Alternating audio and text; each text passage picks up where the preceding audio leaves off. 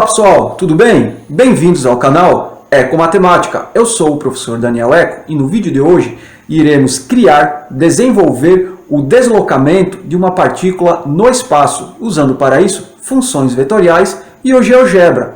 Você já parou para imaginar como seria o rastro de uma abelha, de uma mosca, de um mosquito ou até de uma borboleta quando todos esses insetos estão voando?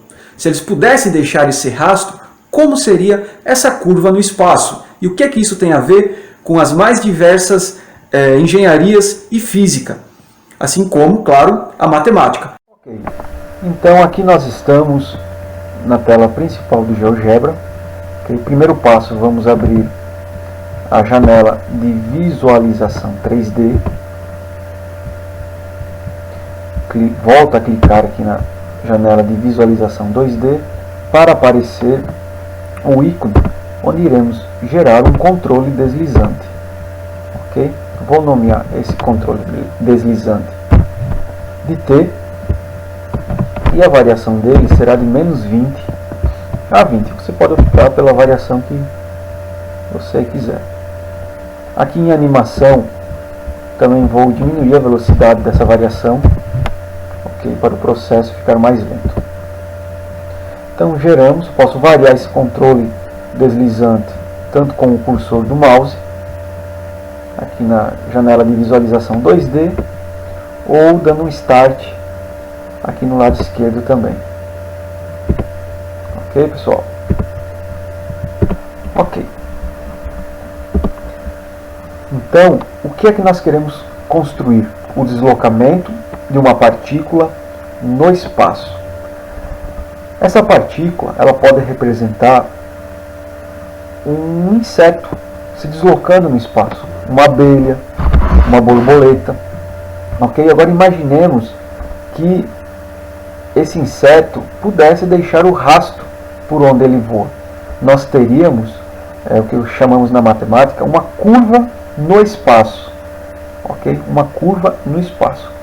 Quando se inicia o estudo de funções vetoriais, normalmente nos livros de cálculo, nós temos já a função vetorial que gera a curva e a curva já desenhada de forma estática. Então muitas vezes não fica claro para o aluno como essa curva foi gerada. E é isso que nós vamos fazer aqui, nós vamos construir a curva ponto a ponto. Por isso que construímos esse parâmetro.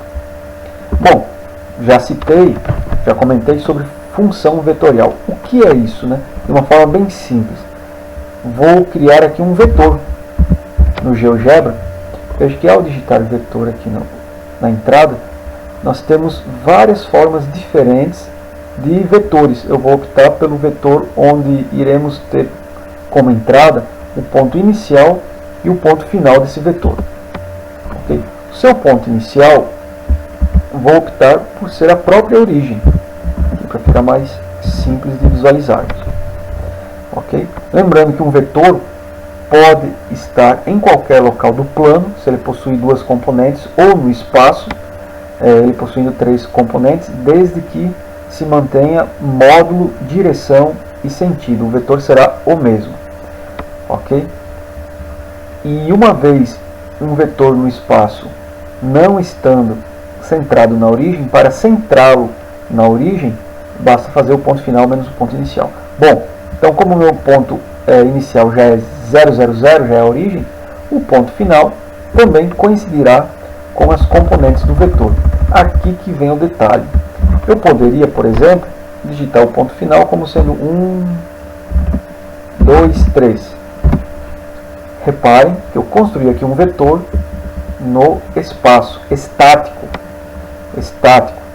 O ponto final desse vetor tem coordenadas x igual a 1, y igual a 2 e z igual a 3. Z aqui é o eixo azul e em cinza aqui o plano XY. O que é que nós vamos fazer?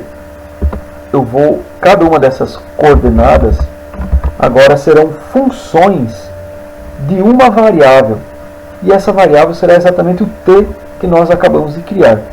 A componente x desse vetor será a função cosseno t. A componente y será a função seno t, e a componente z será a função t sobre 5, ok? Então nós temos aqui o vetor para este valor de t dado. Ao variar o t, vejamos o que nós temos agora lá no espaço. Para cada t eu tenho um vetor que é diferente em relação ao t anterior. Eu estou alterando o módulo, a direção e o sentido dele. Vocês podem acompanhar isso aqui no lado esquerdo. Ao variar o t, para cada t eu tenho um vetor com 3 componentes diferentes, um vetor diferente do outro, ok? Então, uma função vetorial nada mais é do que isso, onde as componentes do vetor dependem de uma variável. Mas, professor, que eixo está representando essa variável? Nenhum, certo? Nós temos t aqui não é um eixo, não representa, não é a variável de um eixo, certo? Os eixos continuam sendo o eixo x, o eixo y aqui no plano, no chão, e o eixo z, ok? Este t, na física, é o que nós chamamos de tempo. Então, nós vamos criar agora um ponto que irá coincidir com o ponto final desse vetor, dessa função vetorial, e ao variar o t, iremos variar ao mesmo tempo o vetor, a função vetorial, e esse ponto. Então, esse ponto se localizará em locais diferentes no espaço para cada t. Para cada t. Vamos lá. Ponto A de coordenadas, as mesmas coordenadas do ponto final desta função vetorial. Cosseno t, ok? Seno t,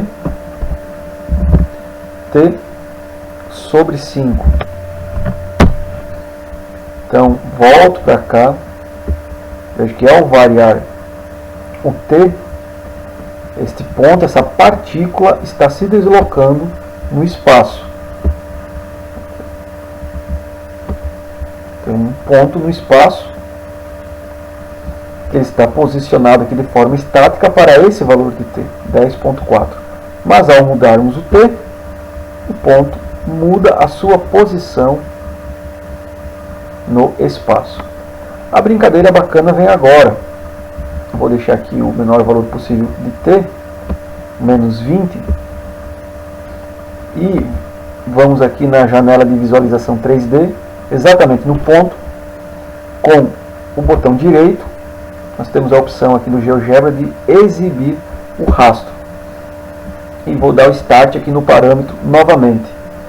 E aí nós vamos ver para cada t aonde que esse ponto se localizará e ficará o rastro. Imagine a abelha voando, deixando um rastro. É isso que nós vamos ter agora. Ok? Então, o ponto está se deslocando para cada t, para cada instante t, podemos falar assim. E depois de uma certa variação, de um certo intervalo de variação, nós temos aqui uma curva no espaço. Essa curva não contém área, não contém volume, certo? Não existe, mas ela tem um comprimento que poderá ser calculado posteriormente, né, com integrais. Então, o que acontece muitas vezes é nós pegamos um livro de cálculo e nós já encontramos a função vetorial no livro de cálculo 3, no assunto funções vetoriais, de forma estática, e a curva aqui de forma estática. Mas, poxa, como essa curva foi gerada? O que quer dizer esse t? O que é isso? Pronto, acho que as coisas estão começando a ficar mais claras agora. Vamos fazer novamente. Vou mudar aqui a cor do ponto.